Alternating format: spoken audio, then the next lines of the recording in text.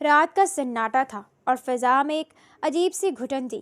غنڈے زائرہ کو زبردستی گھسیٹتے ہوئے اس بدنام بستی کے آخری کونے پر واقع ایک پرانی حویلی نما عمارت میں لے آئے۔ یہ شہر کا وہ ریڈ لائٹ ایریا تھا جہاں شرافت قدم رکھتے ہوئے بھی ڈرتی تھی۔ اندر بڑے ہال میں بھاری کامدار لباس پہنے ستارہ بائی اپنی مسند پر بیٹھی پان چبا رہی تھی۔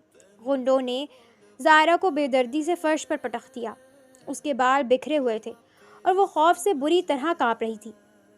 ستارہ بائی نے اپنی بڑی بڑی آنکھوں سے زائرہ کو دیکھا اور پھر دھیرے سے اٹھ کر اس کے قریب آئی۔ اس نے جھک کر نہایت سختی سے زائرہ کے بال اپنی مٹھی میں جکڑے اور اس کا چہرہ اوپر اٹھایا۔ زائرہ کی بھیگی آنکھیں اور معصوم چہرہ دیکھ کر ستارہ بائی کے چہرے پر زہریلی مسکراہٹ ابھری۔ واہ، مال تو بہت اچھا دیا ہے شاہ رخ نے، بہت حسین ہے، واقعی بے مثال ہے، اس نے بڑے تحسین آمیز لہجے میں کہا تھا۔ خدا کے لیے مجھے جانے دے، میرا یہاں کوئی کام نہیں، زائرہ نے سسکتے ہوئے کہا تھا۔ خیر، ابھی اس کے نخرے دیکھنے کا وقت نہیں ہے، اسے لے جا کر کال کوٹری میں بند کر دو، میں دیکھتی ہوں پھر اس کا کیا کرنا ہے اور اسے کیسے سیدھا کرنا ہے۔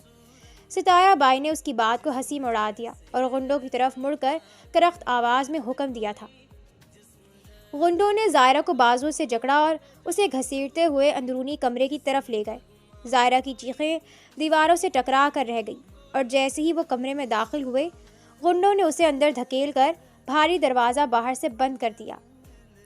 اب وہاں صرف اندھیرا تھا اور زائرہ کی بے بس سسکیاں۔ کچھ دیر گزری تھی کہ ہیل کی ٹک ٹک کی آوازیں خاموشی کو چیرنے لگیں۔ کمرے کا زنگ آلود دروازہ چرچراہٹ کے ساتھ کھلا اور ستارہ بائی کے ساتھ ایک تیکھے نقوش والی عورت نیلم داخل ہوئی۔ نیلم کی آنکھوں میں ایک عجیب سی صفاکی تھی۔ نیلم، اسے ذرا ٹھیک سے تیار کر دو، آج کی رات اس کا چہرہ چمکنا چاہیے، یہ ہمارے لیے سونے کی چڑیا ثابت ہوگی۔ ستارہ بائی نے زائرہ کی طرف اشارہ کرتے ہوئے نیلم سے کہا تھا۔ نیلم ایک مغرور مسکراہٹ کے ساتھ زائرہ کے قریب آئی اور جیسے ہی اس نے اپنا ہاتھ زائرہ کے چہرے کی طرف بڑھایا، زائرہ کے اندر چھپی ہمت بیدار ہو گئی۔ اس نے جھٹکے سے اپنا آپ چھڑوایا اور پوری قوت سے نیلم کے منہ پر ایک زوردار تھپڑ دے مارا۔ کمرے میں سناٹا چھا گیا۔ نیلم کا چہرہ غصے سے تمتما اٹھا اور اس کی آنکھیں خون خوار ہو گئیں۔ وہ غصے سے پاگل ہو کر زائرہ پر جھپٹی۔ تیری یہ جرت، مجھ پر ہاتھ اٹھائے گی تو؟ نیلم چلائی تھی۔ نیلم نے بے دردی سے زائرہ کے بال اپنی مٹھی میں جکڑے اور اسے زمین سے اوپر اٹھایا۔ اس سے پہلے کہ زائرہ کچھ سمجھ پاتی، نیلم نے پے در پہ اس کے منہ پر تھپڑ برسانے شروع کر دیے۔ تھپڑوں کی شدت اتنی زیادہ تھی کہ زائرہ کا ہونٹ پھٹ گیا اور وہاں سے خون بہنے لگا۔ زائرہ درد سے کرا رہی تھی، لیکن نیلم کا غصہ ابھی ٹھنڈا نہیں ہوا تھا۔ وہ دوبارہ ہاتھ اٹھانے ہی والی تھی کہ ستارہ بائی نے لپک کر اس کا بازو پکڑ لیا۔ بس کر نیلم، رک جا، ستارہ بائی نے اسے پیچھے دھکیلتے ہوئے کہا تھا۔ تو اس کے چہرے کا حشر ہی بگاڑ دے گی، یہ تو ہمارے کام کی چیز ہے، اگر اس کا نقش و نگار ہی بگڑ گیا تو گاہک کیا خاک دام لگائیں گے۔ نیلم ہانپتی ہوئی پیچھے ہٹی جبکہ زائرہ فرش پر گری اپنے زخمی ہونٹ کو سہلا رہی تھی اور اس کی آنکھوں میں اب واضح بے بسی تھی۔ کمرے میں تناؤ کی لہر دوڑ گئی تھی۔ سن لڑکی، آج رات تجھے اس محفل کی جان بننا ہے، رقص کی تیاری کر، کیونکہ آج تیرے حسن پر بڑے بڑے دام لگنے والے ہیں۔ ستارہ بائی نے جھک کر زائرہ کے خون آلود ہونٹ کو اپنی ٹھوڑی سے پکڑا اور بڑی بے رحمی سے مسکراتے ہوئے کہا تھا۔ میں مر جاؤں گی، اپنی جان دے دوں گی، پر یہ ضلالت والا کام کبھی نہیں کروں گی۔ تم میرا جسم تو قید کر سکتی ہو، میری روح نہیں۔ زائرہ نے، جس کی آنکھوں میں اب آنسوں کے بجائے نفرت کی آگ تھی، تڑپ کر جواب دیا تھا۔ ستارہ بائی نے ایک زوردار قہقہا لگایا جو پورے کمرے میں گونج اٹھا۔ مرنے کی باتیں مت کر پگلی، یہاں موت بھی میری مرضی کے بغیر نہیں آتی، وہ تو میں دیکھ لوں گی کہ تو رقص کیسے نہیں کرتی۔ اس نے زائرہ کی آنکھوں میں آنکھیں ڈال کر کہا تھا۔ رات ڈھلتے ہی ستارہ بائی نے نیلم کو حکم دیا کہ زائرہ کو زبردستی تیار کیا جائے۔ نیلم نے بھاری زیورات اور شوخ لباس زائرہ پر تھوپ دیے۔ زائرہ پتھر کی مورت بنی رہی، لیکن جب باہر جانے کا وقت آیا تو اس نے پیر زمین میں گاڑ دیے۔ اس نے کمرے کی دہلیز پار کرنے سے صاف انکار کر دیا اور دیوار سے لگ کر بیٹھ گئی۔ ستارہ بائی اندر داخل ہوئی، اس کے ہاتھ میں ایک چمچماتا ہوا کوڑا تھا۔ اس نے غصے سے زائرہ کو دیکھا اور دانت پیستے ہوئے اس کے قریب آئی۔ تو پیار کی زبان نہیں سمجھے گی؟ ستارہ بائی نے گرج کر کہا۔ اب میں تیرے ساتھ وہ کروں گی جو تو نے کبھی خواب و خیال میں بھی نہ سوچا ہوگا۔ ایسی عبرت بناؤں گی کہ تو خود ناچنے کی بھیک مانگے گی۔ زائرہ کا دل زور سے دھڑکنے لگا۔ اسے نہیں معلوم تھا کہ ستارہ بائی اب پیسوں کی خاطر اس کے ساتھ کیا کرنے والی ہے۔ اگلی صبح جب سورج کی پہلی کرن حویلی کی بوسیدہ دیواروں سے ٹکرائی تو کمرے کا دروازہ زور سے کھلا۔ ستارہ بائی کے چہرے پر وحشیانہ اطمینان تھا، جیسے وہ کوئی بڑا سودا طے کر کے آئی ہو۔ اس نے زائرہ کو بکھری ہوئی حالت میں فرش پر بیٹھی دیکھا تو کراہیت سے منہ بنایا۔ ستارہ بائی نے زائرہ کے قریب آ کر اس کے بالوں میں اپنی انگلیاں پھنسائیں اور سر کو جھٹکے سے پیچھے کی طرف کھینچا۔ سن لے لڑکی، میری شرافت اور صبر کا پیمانہ لبریز ہو چکا ہے۔ میں نے تجھے انسان سمجھ کر موقع دیا تھا کہ اس بستی کے اصولوں کو اپنا لے اور سکون سے رہ، لیکن تجھے تو یہاں کی زندگی راس ہی نہیں آئی۔ اب بہت ہو چکا۔ تم کیا کرنے والی ہو میرے ساتھ؟ زائرہ نے کانپتی ہوئی آواز میں پوچھا تھا۔ اب میں تجھے بیچ رہی ہوں۔ آج رات جب تمہیں کوئی ایسا وحشی گاہک لے جائے گا جو انسانیت کا نام تک نہیں جانتا ہوگا، جب وہ تیری بوٹیاں نوچے گا اور تیرے جسم کو تار تار کرے گا، تب تجھے سمجھ آئے گا کہ تو نے کتنی بڑی غلطی کی ہے۔ تب ملے گا تجھے اصل سکون۔ ستارہ بائی نے شیطانی مسکراہٹ کے ساتھ جواب دیا تھا۔ یہ الفاظ سنتے ہی زائرہ کے پاؤں تلے سے زمین نکل گئی تھی۔ اس کی آنکھیں خوف سے پھٹ گئیں۔ خدا کے لیے ستارہ بائی، ایسا نہ کریں، میرے ساتھ ایسا ظلم نہ کریں۔ میں نے آپ کا کیا بگاڑا ہے؟ کیوں سب کے سب میرے پیچھے پڑ گئے ہو؟ میں نے کسی کا کیا لیا ہے جو مجھے ایسی اذیت دی جا رہی ہے؟ ترس کھائیں، مجھے یہاں سے جانے دیں۔ وہ گھٹنوں کے بل ستارہ بائی کے قدموں میں گر گئی اور روتے ہوئے منتیں کرنے لگی تھی۔ زائرہ کی چیخیں اور گڑگڑاہٹ پورے کمرے میں گونج رہی تھی، لیکن ستارہ بائی کا دل پتھر کا ہو چکا تھا۔ اس نے حقارت سے زائرہ کو لات مار کر دور ہٹایا اور اس کی فریادوں کو مکمل طور پر نظر انداز کر دیا۔ نیلم، اسے تیار کر دو، آج رات یہ بولی کا حصہ بننے جا رہی ہے۔ ستارہ بائی نے مڑ کر نیلم کو آواز دی تھی۔ وہ یہ کہہ کر کمرے سے باہر نکل گئی۔ پیچھے زائرہ کو ایسے اندھیرے کنویں میں دھکیل گئی جہاں سے واپسی کا کوئی راستہ دکھائی نہیں دے رہا تھا۔ اگلی شام حویلی میں وحشت ناک ماحول تھا۔ نیلم، جس کے ہاتھوں میں ایک بھڑکیلا سرخ لباس تھا، زائرہ کے کمرے میں داخل ہوئی۔ زائرہ فرش پر سکڑی بیٹھی تھی، جیسے وہ اس طوفان سے بچنا چاہتی ہو۔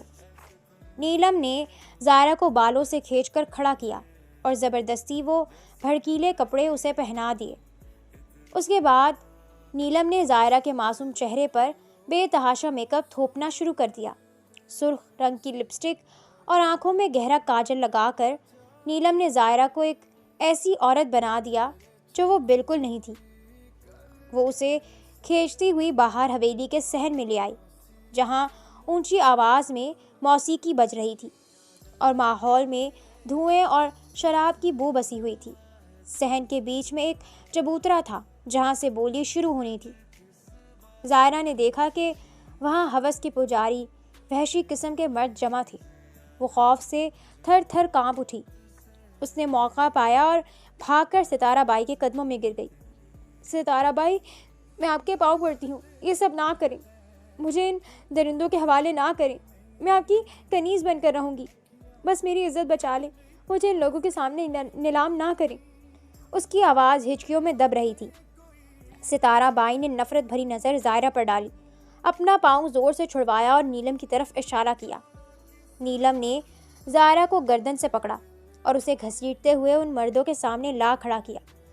ستارہ بائی نے مجمع کی طرف دیکھ کر گرجتی ہوئی آواز میں کہا، تو یہ ہے وہ مال جس کا آپ سب کو انتظار تھا، آج یہ آپ کی ملکیت ہو سکتی ہے، بولی شروع کیجیے۔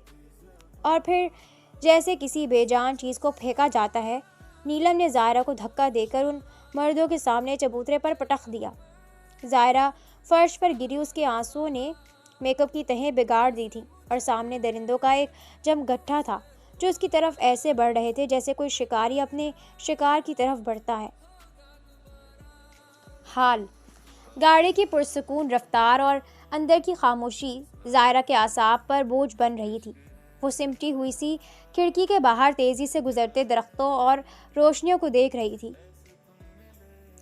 مگر اس کا ذہن اب بھی اس کوٹھے کے غلیظ کہکہوں میں پھنسا ہوا تھا۔ اسے لگ رہا تھا کہ وہ ایک جہنم سے نکل کر دوسری میں جا رہی ہے۔ کچھ دیر بعد گاڑی بہت بڑے پروقار بنگلے کے آہنی گیٹ کے سامنے رکی۔ چوکیدار نے احترام سے سر جھکا کر گیٹ کھولا۔ گاڑی پورچ میں رکی تو اس نوجوان نے خاموشی سے دروازہ کھولا اور باہر نکل آیا۔ ظاہرہ بھی لرزتے قدموں سے باہر نکلی۔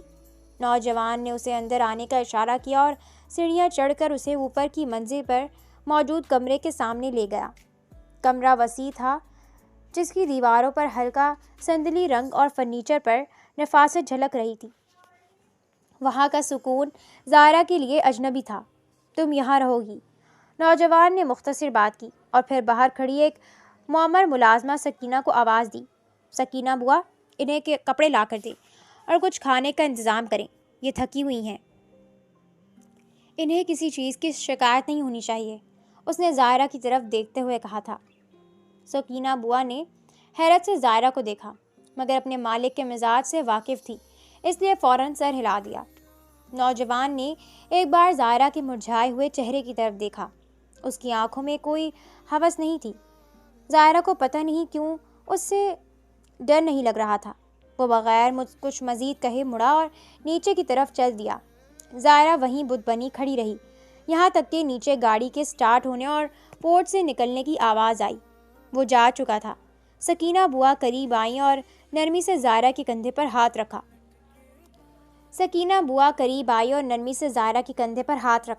آؤ بچی، پہلے ہاتھ منہ دھو لو، میں تمہارے لیے صاف کپڑے لاتی ہوں۔ صاحب نے کہا ہے تو اب تم یہاں محفوظ ہو۔ ظاہرہ نے کمرے کے وسط میں کھڑے ہو کر خود کو دیکھا۔ ریشمی لباس جو اس کے لیے کسی کفن سے کم نہ تھا، اب اسے چبھ رہا تھا۔ اس نے کمرے کے دروازے کو دیکھا جو کھلا تھا، مگر اسے بند کرنے کی ہمت اس میں نہیں تھی۔ اسے یقین نہیں آ رہا تھا کہ وہ ایک ایسے شخص کی قیدی ہے جس نے اسے خریدا تو 1 کروڑ میں، مگر اسے چھوا تک نہیں۔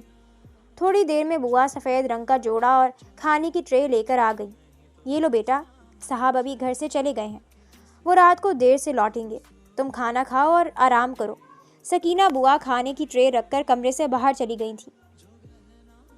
شہر کے مضافات میں واقع انتہائی حساس اور محفوظ عمارت کے سامنے جب اس کی گاڑی رکی تو وہاں موجود گارڈز نے اسے دیکھتے ہی چاقو چوبند ہو کر سیلیوٹ مارا تھا۔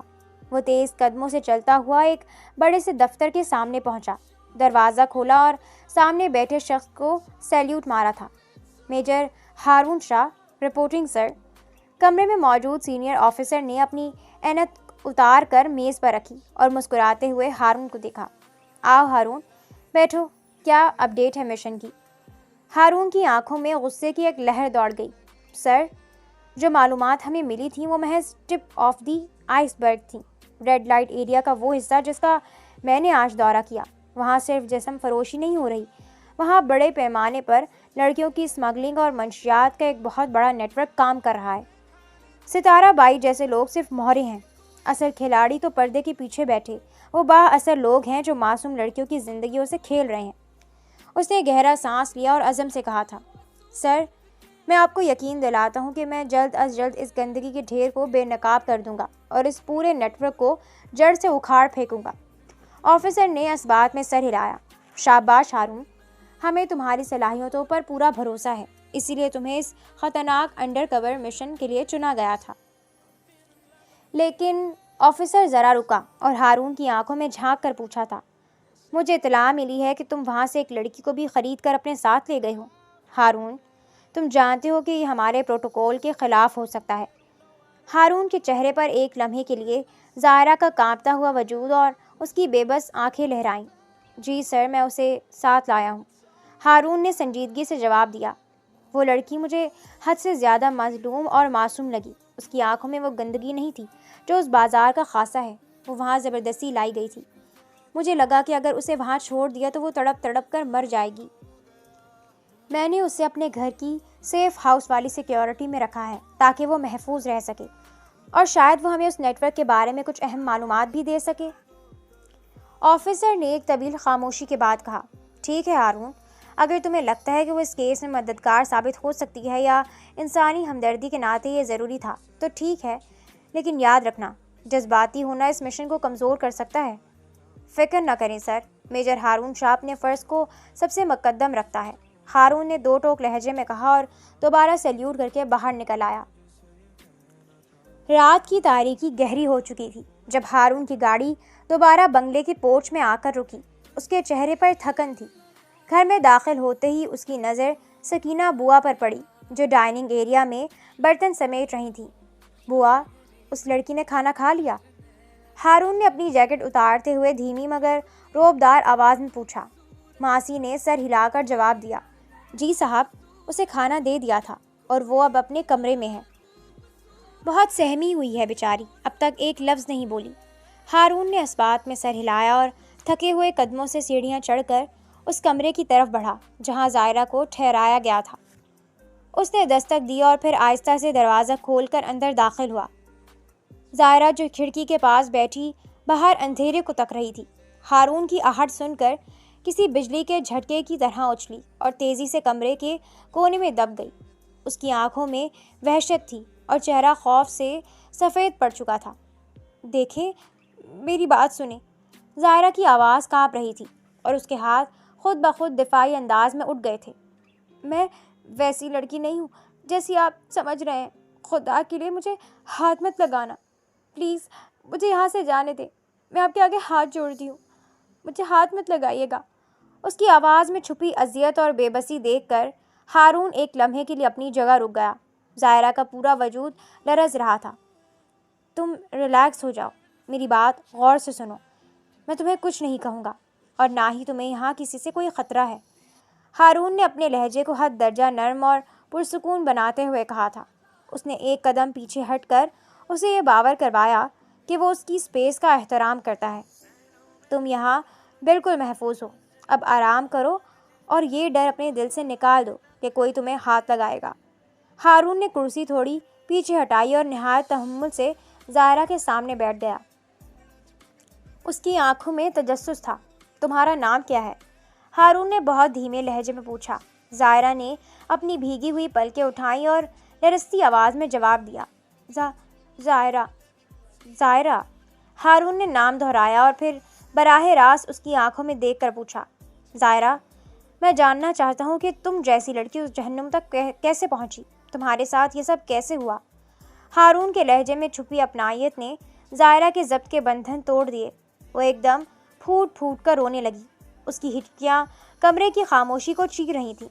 کچھ دیر بعد جب وہ ذرا سنبھلی اور اس کو بتانا شروع کیا، یہ سب ایک تھپڑ کا بدلہ تھا۔ زائرہ نے نفرت سے مٹھیاں بھینچ لیں۔ کچھ عرصہ پہلے شاہ رخ نے مجھ سے بدتمیزی کی تھی اور میں نے سب کے سامنے اسے تھپڑ مار دیا تھا۔ اس دن اس نے اپنی انا پر چوٹ کھائی اور مجھ سے انتقام لینے کی قسم کھا لی۔ وہ رکی، ایک لمبا سانس لیا اور پھر دوبارہ بولنے لگی۔ پھر اس نے بدلنے کا ناٹک کیا۔ اس نے مجھ سے جھوٹی محبت کے دعوے کی، میری ہمدردیاں جیتیں اور مجھے یقین دلا دیا کہ وہ اپنی غلطی پر شرمندہ ہے۔ میں نادان اس کے جال میں پھنس گئی اور ہمارے گھر والے بھی مان گئے۔ زائرہ کی آواز دکھ سے بوجھل ہو گئی۔ ہماری شادی ہوئی، میں سمجھی کہ مجھے میرا جیون ساتھی مل گیا ہے، مگر وہ تو درندہ تھا۔ شادی کی پہلی ہی رات اس نے اپنا اصلی چہرہ دکھا دیا۔ اس نے مجھے بتایا کہ وہ مجھ سے کبھی محبت نہیں کرتا تھا، یہ سب تو صرف اس تھپڑ کا بدلہ تھا۔ اس نے مجھے اسی رات طلاق دی اور پھر مجھے لے جا کر ستارہ بائی کو بیچ دیا۔ زائرہ نے دوبارہ چہرہ ہاتھوں میں چھپا لیا۔ اس نے میری زندگی، میری عزت اور میرے مان کا سودا کر دیا۔ اس نے مجھے وہاں پھینک دیا جہاں سے کوئی شریف انسان نہیں جاتا۔ ہارون خاموشی سے سنتا رہا مگر اس کے چہرے کی رنگت غصے سے سرخ ہو رہی تھی۔ اس نے کھڑے ہوتے ہوئے نہایت مضبوط آواز میں کہا، تم اب ریلیکس ہو جاؤ زائرہ۔ شاہ رخ نے جو کیا اس کا حساب اب اسے دینا ہوگا، تم یہاں آرام سے رہو۔ ہارون نے زائرہ کی تکلیف دہ داستان سننے کے بعد ایک گہرا سانس لیا۔ اس کے دل میں زائرہ کے لیے ہمدردی اور اس شاہ رخ نامی درندے کے لیے شدید غصہ تھا۔ وہ جانتا تھا کہ اس وقت زائرہ کو کسی بھی چیز سے زیادہ تحفظ کے احساس کی ضرورت ہے۔ وہ تھوڑا اور قریب ہوا مگر ایک مناسب فاصلہ برقرار رکھا تاکہ ظاہرہ خوفزدہ نہ ہو۔ یہ گھر تمہارا ہے، تم جب تک چاہو اس گھر میں رہ سکتی ہو، تمہیں یہاں سے کہیں جانے کی ضرورت نہیں اور نہ ہی کوئی تمہیں یہاں سے نکالے گا جب تک تم خود کو ذہنی اور جسمانی طور پر بالکل ٹھیک محسوس نہیں کرتی، تم یہاں رہ سکتی ہو۔ ظاہرہ نے حیرت اور ممنونیت سے ہارون کی طرف دیکھا۔ اسے یقین نہیں آ رہا تھا کہ دنیا میں اس جیسے اچھے انسان بھی ہوتے ہیں۔ اس واقعے کے چند دن بعد ہی شاہ رخ اور ہانیہ نے فیصلہ کیا کہ وہ اب مزید انتظار نہیں کریں گے۔ انہوں نے اپنے قریبی دوستوں اور خاندان کی موجودگی میں ایک شاندار تقریب کا اہتمام کیا۔ شادی کا دن نہایت دھوم دھام سے منایا گیا۔ شاہ رخ شیروانی میں ملبوس تھا اور ہانیہ سرخ روسی جوڑے میں کسی ملکہ سے کم نہیں لگ رہی تھی۔ ہال میں ہر طرف پھولوں کی سجاوٹ تھی اور موسیقی کی گونج تھی جس سے ہال کا ماحول خوشگوار بن گیا تھا۔ جیسے ہی نکاح خان نے نکاح کا خطبہ پڑھا، شاہ رخ اور ہانیہ کے چہروں پر ایک فاتحانہ مسکراہٹ تھی۔ جب ان سے نکاح قبول کرنے کے بارے میں پوچھا گیا تو دونوں نے ایک ہی وقت میں بلند آواز اور پر اعتماد لہجے میں قبول ہے کہا۔ اس کے بعد جیسے ہی نکاح کے کاغذات پر دستخط ہوئے، ہال میں موجود تمام مہمانوں نے تالیوں کے ساتھ انہیں مبارکباد دی۔ شاہ رخ اور ہانیہ اسٹیج پر ایک ساتھ بیٹھے بہت خوش نظر آ رہے تھے، جیسے انہیں اس بات کی خوشی تھی کہ انہوں نے اپنی مرضی کے مطابق سب کچھ حاصل کر لیا ہے۔ ان کے چہروں پر اطمینان تھا اور وہ مستقبل کے سنہرے خوابوں میں کھوئے ہوئے تھے۔ شادی کی وہ چمک دمک اور اسٹیج کی وہ فاتحانہ مسکراہٹیں جو مہمانوں کے سامنے تھیں، حقیقت میں بہت عارضی ثابت ہوئیں۔ شادی کے چند روز بعد ہی، شاہ رخ کے کچھ دن بعد ہی، گھر کی فضا بوجھل ہو گئی تھی۔ دیواروں سے وحشت ٹپکنے لگی تھی۔ شادی تو ہو گئی تھی لیکن سکون ان کے گھر سے کوسوں دور تھا۔ ہانیہ جو شاہ رخ کے ساتھ زندگی کے حسین خواب دیکھ رہی تھی، جلد ہی اسے حقیقت کا اندازہ ہونے لگا۔ شاہ رخ جو پہلے ہانیہ کی ہر بات پر سر تسلیم خم کرتا تھا، اب بدل چکا تھا۔ وہ اکثر گھر دیر سے آتا، سگریٹ کے دھوئیں میں اپنی راتیں گزارتا، اور اگر ہانیہ کچھ پوچھ لیتی تو وہ طیش میں آ جاتا۔ گھر میں لڑائی جھگڑوں کا ایک نہ ختم ہونے والا سلسلہ شروع ہو گیا۔ ہانیہ جو خود غرور اور نخوت سے بھری ہوئی تھی، وہ شاہ رخ کے بدلتے رویے کو برداشت نہ کر پاتی۔ تم مجھے وقت کیوں نہیں دیتے شاہ رخ؟ کیا یہی وہ زندگی ہے جس کا تم نے مجھ سے وعدہ کیا تھا؟ ہانیہ ایک رات چیختے ہوئے بولی۔ شاہ رخ نے اپنی کرسی پر پیچھے ٹیک لگائی اور ایک سرد نظر اس پر ڈالی۔ تمہاری ہر وقت کی بک بک سے میرا سر پھٹتا ہے ہانیہ، بہتر اپنی زبان کو لگام دو، ورنہ میں جانتا ہوں کہ تمہیں کیسے چپ کروانا ہے۔ یہ جملہ سن کر ہانیہ کا چہرہ غصے سے سرخ ہو گیا۔ تم مجھے دھمکیاں دے رہے ہو؟ بھول گئے کہ تم نے ظاہرہ کے ساتھ کیا کیا ہے؟ شاہ رخ ایک دم کھڑا ہوا اور اس نے میز پر موجود گلدان اٹھا کر دیوار پر دے مارا۔ اس کا نام مت لینا، وہ دھاڑا۔ جب سے تم سے شادی کی ہے تب سے گھر میں نحوست چھائی ہوئی ہے، ہر روز نقصان ہو رہا ہے، میرا بزنس اب وہ دونوں ایک ہی چھت تلے رہتے ہوئے بھی اجنبی بن چکے تھے۔ ان کی زندگی میں اب سکون نہیں رہا تھا۔ بات بات پر ایک دوسرے پر الزامات کی بارش میں کرنا شروع کر دیتے تھے۔ ہانیہ کو اپنے کیے پر پچھتاوا تو نہیں تھا، لیکن اسے اس بات کا شدید صدمہ تھا کہ اس نے جس شخص کے لیے اتنی سازشیں کی، وہی اب اس کی عزت نہیں کرتا۔ شاہ رخ کی زندگی میں اب کوئی خوشی نہیں تھی، بس عجیب سی بے چینی تھی جو اسے پل پل مار رہی تھی۔ ان کا ہر دن لڑائی سے شروع ہوتا اور ہر رات بے سکونی کے ساتھ ختم ہوتی۔ یہ وہ انجام تھا جس کے بارے میں انہوں نے کبھی سوچا بھی نہیں تھا۔ شادی کے صرف 2 ہفتے بعد، جب دونوں کے درمیان تلخیوں کا طوفان اپنے عروج پر تھا، ایک شام شاہ رخ اپنی گاڑی میں گھر لوٹ رہا تھا۔ باہر موسلا دھار بارش ہو رہی تھی اور شاہ رخ کا ذہن غصے اور ذہنی الجھنوں سے بھرا ہوا تھا۔ سڑک پر گاڑی سے توازن کھویا اور ایک تیز رفتار ٹرک کے ساتھ اس کی کار کا بھیانک تصادم ہوا۔ گھر میں ہانیہ اس کا انتظار کر رہی تھی۔ جب اسے فون پر خبر ملی تو اس کے ہاتھوں سے موبائل چھوٹ گیا۔ وہ حواس باختہ ہو کر ہسپتال پہنچی۔ ہسپتال کا راہداری جہاں لائٹس کی جھلملاہٹ اور دوائیوں کی بو تھی، ہانیہ کو کسی خوفناک خواب کی طرح لگ رہی تھی۔ وہ ICU کے دروازے کے سامنے کھڑی تھی۔ اس کا سارا غرور، ساری نخوت اس وقت دھل چکی تھی۔ وہ دیوار سے ٹیک لگائے ہاتھ جوڑے بری طرح رو رہی تھی۔ اس کی آنکھوں سے آنسو روا تھے اور وہ شاہ رخ کی زندگی کے لیے دعا مانگ رہی تھی۔ یا اللہ، اسے کچھ نہ ہونے دینا، اس نے میرے لیے بہت کچھ کیا ہے، اسے بچا لے۔ کافی دیر بعد آپریشن تھیٹر کے دروازے کھلے اور ڈاکٹر باہر نکلے۔ ہانیہ لپک کر ان کے سامنے آ گئی۔ ڈاکٹر، میرا شوہر کیسا ہے؟ وہ ٹھیک تو ہے نا؟ پلیز کچھ بتائیں۔ ڈاکٹر کے چہرے پر تھکن اور سنجیدگی تھی۔ انہوں نے گہرا سانس لیا اور بولے، دیکھیں، ہم نے اپنی پوری کوشش کی ہے، لیکن ابھی کچھ بھی کہنا قبل از وقت ہے۔ مریض کی حالت انتہائی تشویشناک ہے، وہ ابھی بھی کوما کی کیفیت میں ہے اور خون بہت زیادہ بہہ چکا ہے۔ آپ صرف دعا کریں کیونکہ اگلے چند گھنٹے بہت اہم ہیں۔ ہانیہ وہیں فرش پر بیٹھ گئی۔ اسے لگا جیسے اس کی دنیا ہی ختم ہو رہی ہے۔ وہ گھنٹوں دعا کرتی رہی۔ ہر لمحہ اس کے لیے ایک سال کی طرح طویل تھا۔ پھر رات کے پچھلے پہر ڈاکٹر دوبارہ باہر آئے۔ ہانیہ فوری طور پر کھڑی ہوئی۔ ڈاکٹر، کیا وہ ٹھیک ہے؟ ہم نے پیشنٹ کی جان بچا لی ہے، وہ خطرے سے باہر ہیں، لیکن مجھے افسوس کے ساتھ بتانا پڑ رہا ہے کہ حادثے میں ان کی ریڑھ کی ہڈی بری طرح متاثر ہوئی ہے۔ سرجری کے بعد بھی ہم انہیں یہ امید نہیں دلا سکتے کہ وہ کبھی دوبارہ اپنے پیروں پر کھڑے ہو سکیں گے۔ وہ زندگی بھر کے لیے مفلوج ہو چکے ہیں، ڈاکٹر نے پیشارانہ انداز میں بتایا تھا۔ یہ سنتے ہی ہانیہ کی چیخ ہال میں گونجی۔ وہ وہیں بے سدھ ہو کر گر گئی۔ شاہ رخ، جو کبھی اپنی طاقت اور دولت پر غرور کرتا تھا، اب زندگی کی بازی تو جیت گیا تھا، لیکن ہمیشہ کے لیے بستر تک محدود ہو چکا تھا۔ وہ غرور جو ظاہرہ کی بربادی سے شروع ہوا تھا، آج خود شاہ رخ کی زندگی کو ایک اندھی اور خاموش گلی میں لے آیا تھا۔ ہسپتال کے خاموش اور اداس کمرے میں، جہاں صرف مانیٹر کی بیپ بیپ کی آوازیں گونج رہی تھی، شاہ رخ نے آہستہ سے اپنی آنکھیں کھولی۔ اس کے سر میں شدید درد تھا اور جسم کا نچلا حصہ جیسے وجود ہی نہیں رکھتا تھا۔ جب اسے ڈاکٹروں اور نرسوں سے اپنی اس مستقل معذوری کا علم ہوا تو اسے لگا جیسے اس کے سینے پر کوئی بھاری پتھر رکھ دیا گیا ہو۔ وہ چیخنا چاہتا تھا لیکن حلق میں آواز نہیں تھی۔ اس کی آنکھوں سے آنسوؤں کا سیلاب بہہ نکلا۔ وہ جو کل تک اپنے پیروں پر کھڑے ہو کر دنیا کو فتح کرنے کے خواب دیکھتا تھا، اب ہمیشہ کے لیے ایک ویل چیئر کا محتاج ہو گیا تھا۔ ہانیہ جو اس کے قریب بیٹھی تھی، اسے روتا دیکھ کر تڑپ اٹھی۔ شاہ رخ، پلیز مت رو، میں ہوں نا تمہارے ساتھ۔ ڈاکٹر نے کہا ہے کہ ہم بہتر علاج کروائیں گے تو۔ شاہ رخ نے کمزوری سے اپنا ہاتھ ہٹا دیا اور ہچکیوں کے درمیان بولا، ہانیہ، یہ سب مکافات عمل ہے۔ ہانیہ نے حیرت سے اسے دیکھا۔ تم کیا کہہ رہے ہو؟ شاہ رخ نے اپنی نم آنکھوں سے چھت کی طرف دیکھا اور لرزتی آواز میں کہا، یہ سب ظاہرہ کی بددعاؤں کا اثر ہے ہانیہ۔ اس نے کہا تھا کہ اس کی آہ ہمارا پیچھا کرے گی، اور دیکھو، میں آج اس قابل بھی نہیں رہا کہ خود چل سکوں۔ یہ صرف حادثہ نہیں، میرے گناہوں کی سزا ہے۔ اس کے لہجے میں ایسی شدت تھی کہ ہانیہ خاموش ہو گئی۔ شاہ رخ نے اسے شدت سے تھام لیا۔ مجھے ظاہرہ کو ڈھونڈنا ہے، مجھے اس سے معافی مانگنی ہے۔ میری زندگی کا اب کوئی مقصد نہیں رہا جب تک وہ مجھے معاف نہ کر دے۔ شاید اس کی دعا سے میرا دل ہلکا ہو جائے، شاید وہ مجھے معاف کر دے۔ تم پاگل ہو گئے ہو کیا؟ ہانیہ نے غصے اور خوف کے ملے جلے جذبات کے ساتھ کہا۔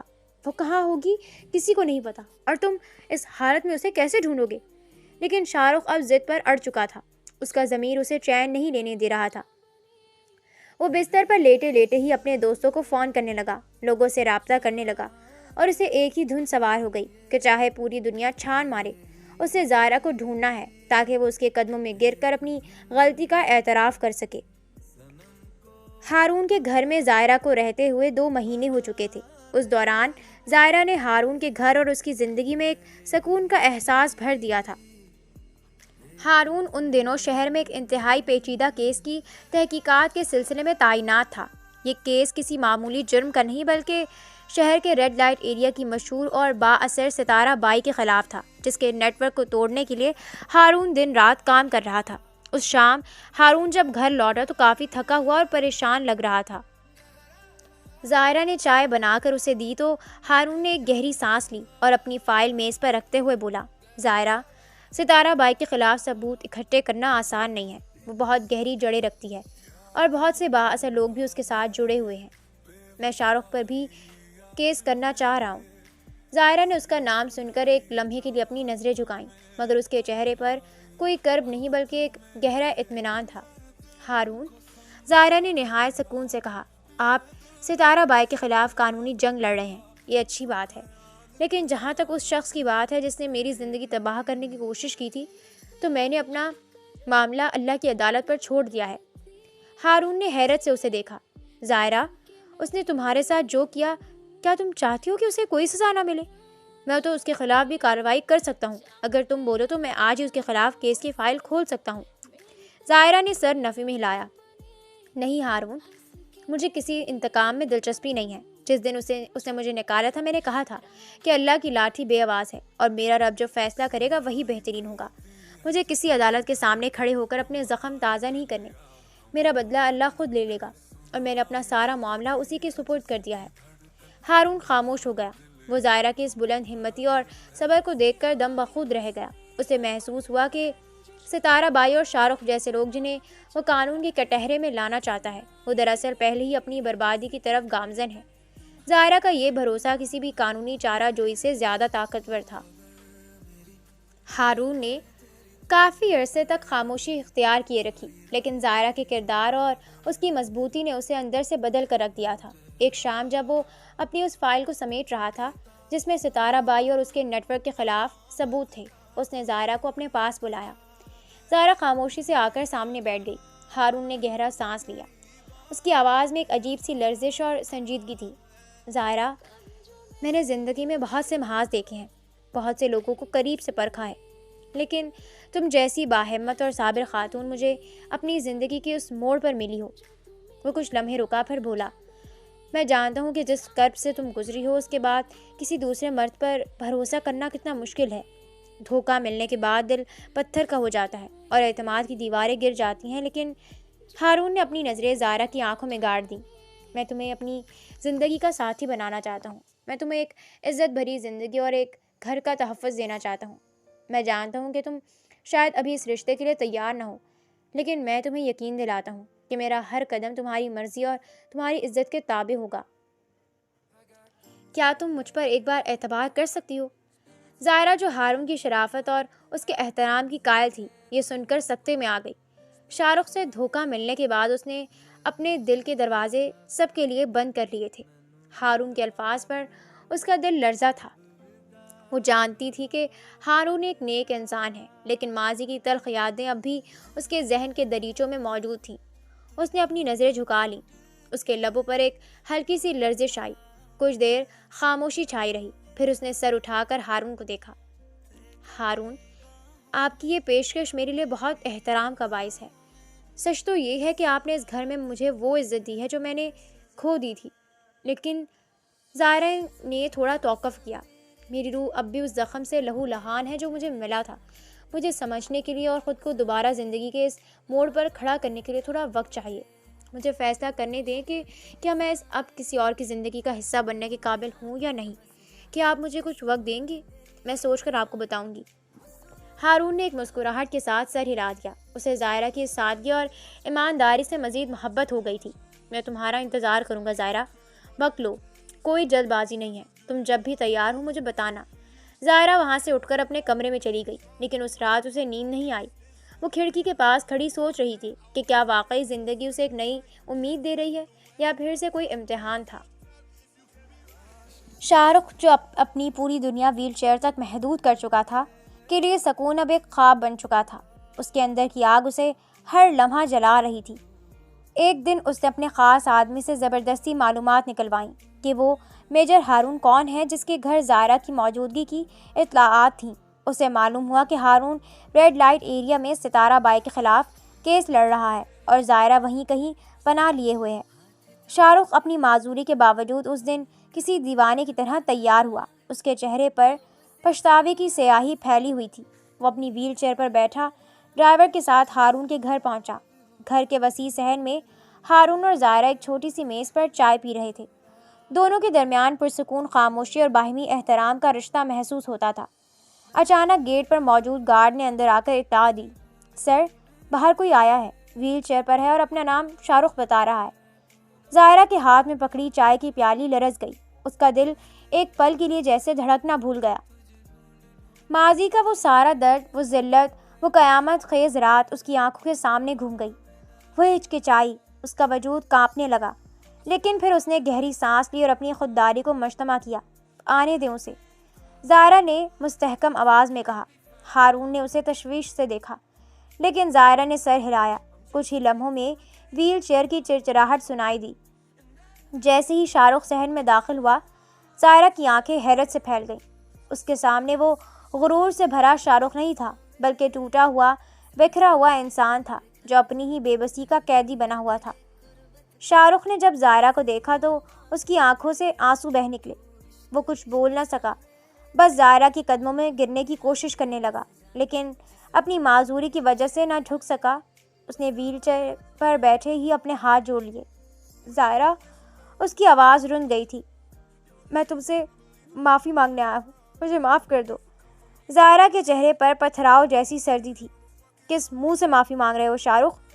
جس دن میری عزت نیلام کی تھی اس دن تم نے انسانیت کا ہر رشتہ توڑ دیا تھا۔ میں تمہیں معاف نہیں کر سکتی۔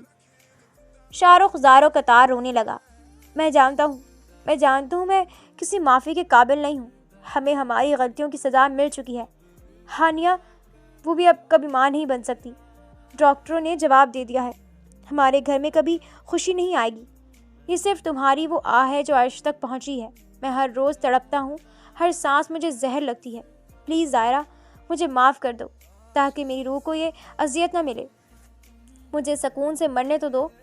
زائرہ یہ سن کر لرز گئی۔ اسے ہانیہ پر کوئی ترس نہیں تھا، لیکن شاہ رخ کی اس حالت زار اور اس کے اعتراف جرم نے اس کے دل کی سختی کو پگھلا دیا۔ وہ ہارون کی طرف دیکھ کر خاموش رہی۔ ہارون نے نرمی سے کہا، زائرہ، اگر یہ انسان سچے دل سے نادم ہے تو اسے معاف کر کے خود کو اس بوجھ سے آزاد کر لو۔ زائرہ نے آگے بڑھ کر شاہ رخ کی طرف دیکھا۔ اس کی آنکھوں میں اب نفرت نہیں بلکہ رحم تھا۔ میں نے تمہیں معاف کیا شاہ رخ۔ دنیا کی عدالت میں شاید تم بچ جاتے، لیکن اللہ کی عدالت میں تم نے جو سزا پائی ہے وہ بھی کم ہے۔ جاؤ اپنی باقی ماندہ زندگی توبہ میں گزارو۔ اب تمہارا اور میرا کوئی واسطہ نہیں ہے۔ شاہ رخ نے کانپتے ہوئے ہاتھوں سے زائرہ کے قدموں کو چھونے کی کوشش کی، وہیں وہ بے تحاشا رونے لگا۔ اسے لگا جیسے اس کے سینے پر سے صدیوں کا بوجھ ہٹ گیا ہو۔ اس نے ایک بار ہارون کی طرف دیکھا، پھر اپنی ویل چیئر موڑی اور خاموشی سے وہاں سے چلا گیا۔ پیچھے اپنی بربادی اور پچھتاوے کی ایک لمبی داستان چھوڑ گیا۔ زائرہ وہیں کھڑی رہی۔ اس کی آنکھوں سے آنسو بہہ رہے تھے، لیکن اس کے دل میں اب عجیب سا سکون تھا۔ بدلہ مکمل ہو چکا تھا اور وہ اب ایک نئی زندگی کی طرف بڑھنے کے لیے تیار تھی۔ شاہ رخ کے جانے کے بعد صحن میں ایک عجیب سی خاموشی چھا گئی تھی۔ زائرہ دیر تک گیٹ کی جانب دیکھتی رہی، جہاں سے شاہ رخ کی ویل چیئر کے پہیوں کی آواز آہستہ آہستہ مدھم ہوتے ہوئے دور ہو گئی تھی۔ وہ آواز جو کبھی اس کے لیے خوف کی علامت تھی، اب ایک شکست خوردہ انسان کی آخری ہچکی لگ رہی تھی۔ زائرہ نے ایک گہرا سانس لیا اور اپنے دوپٹے کو درست کیا۔ اس کے اندر کا بوجھ جو برسوں سے کسی پہاڑ کی طرح دبا ہوا تھا، شاہ رخ کو معاف کر دینے کے بعد مکمل طور پر اتر چکا تھا۔ اب وہ ماضی کے اندھیروں سے نکل کر ہار کی روشنی میں کھڑی تھی۔ ہارون جو اب تک خاموشی سے یہ سارا منظر دیکھ رہا تھا، آہستہ سے اپنی جگہ سے اٹھا اور زائرہ کے قریب آ کر کھڑا ہو گیا۔ اس نے کوئی جلد بازی نہیں کی، کوئی مطالبہ نہیں کیا، بس زائرہ کی طرف دیکھ کر ایک پرسکون اور حوصلہ افزا مسکراہٹ دی۔ زائرہ نے مڑ کر ہارون کو دیکھا۔ اس کی آنکھوں میں اب وہ لرزش نہیں تھی جو شاہ رخ کی آمد پر تھی، بلکہ اب ان میں ایک پختگی اور اعتماد تھا۔ اس نے محسوس کیا کہ یہ شخص جو اس کے دکھوں میں اس کا محافظ بن کر کھڑا رہا، اب اس کی زندگی کے خالی پن کو بھرنے کے لیے سب سے موزوں انتخاب ہے۔ ہارون، زائرہ کی آواز دھیمی لیکن پرعزم تھی۔ ہارون نے توجہ سے اس کی طرف دیکھا۔ زائرہ نے کچھ لمحے سکوت کے بعد کہا، آپ نے مجھ سے وقت مانگا تھا اور اس وقت میں نے خود کو، اپنے ماضی کو اور اپنے مستقبل کو بہت قریب سے پرکھا ہے۔ شاہ رخ کو معاف کرنے کے بعد مجھے احساس ہوا کہ زندگی صرف نفرتوں کو ڈھونے کا نام نہیں ہے، بلکہ اسے ایک نئی امید کے ساتھ جینے کا نام بھی ہے۔ وہ تھوڑا سا رکی، پھر نظریں ملا کر بولی، میں نے فیصلہ کر لیا ہے۔ اگر آپ اب بھی اپنی بات پر قائم ہیں تو مجھے آپ کا ساتھ قبول ہے۔ ہارون کے چہرے پر ایسی چمک آئی جو اس کے آرمی کے سخت نظم و ضبط سے ہٹ کر خالص خوشی کی عکاسی تھی۔ اس کے چہرے پر سکون کی ایک لہر دوڑ گئی۔ زائرہ، تم نے مجھے زندگی کا سب سے خوبصورت تحفہ دیا ہے۔ میں وعدہ کرتا ہوں کہ تمہارا ہر آنسو، ہر غم اب میری ذمہ داری ہے۔ میں تمہیں وہ عزت اور سکون دوں گا جس کی تم حقدار ہو۔ زائرہ کے لبوں پر ایک ہلکی سی مسکراہٹ بکھر گئی۔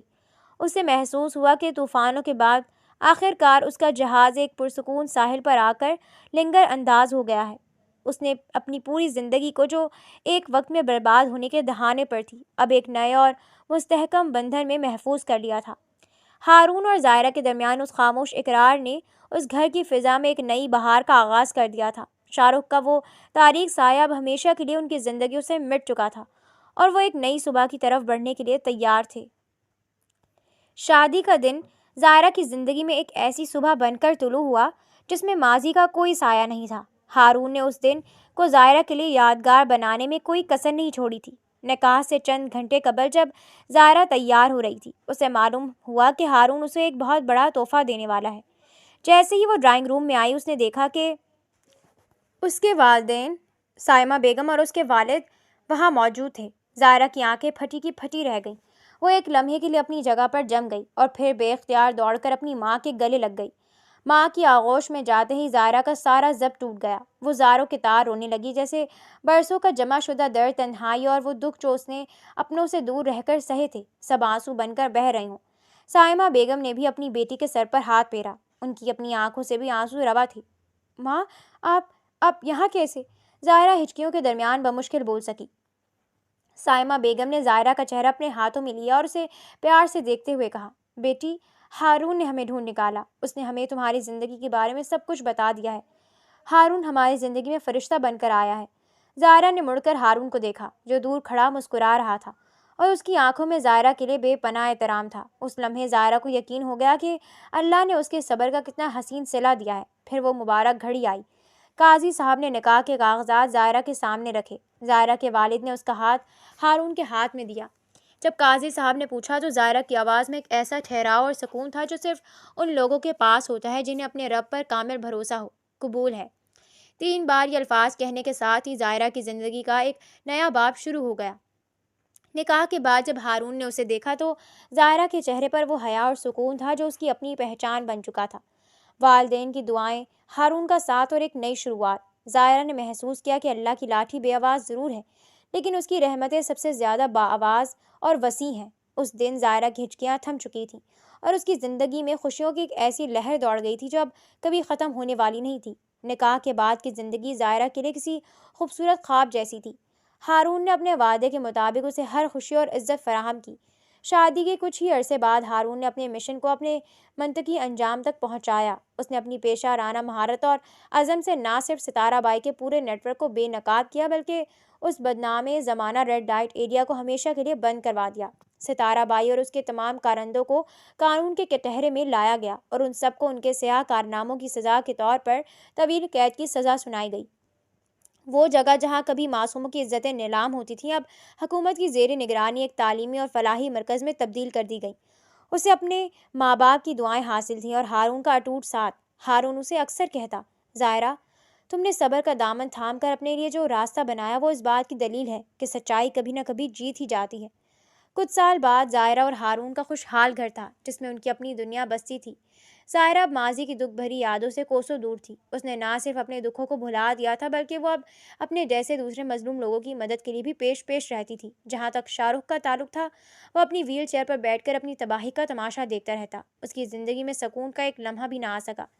ہانیہ کے ساتھ اس کے رشتے میں نفرتوں کے سوا کچھ نہ بچا تھا اور وہ دونوں ایک دوسرے کے لیے عذاب بن چکے تھے۔ زائرہ کی دی ہوئی وہ بددعا جو شاہ رخ کے ذہن میں ایک مستقل ڈر کی طرح قید تھی، جبکہ زائرہ اپنے رب کی رحمتوں کے سائے میں ایک پرسکون اور روشن مستقبل کی طرف بڑھ چکی تھی۔ اللہ کی لاٹھی بے آواز تھی جس نے حق کو حقدار تک پہنچا دیا تھا۔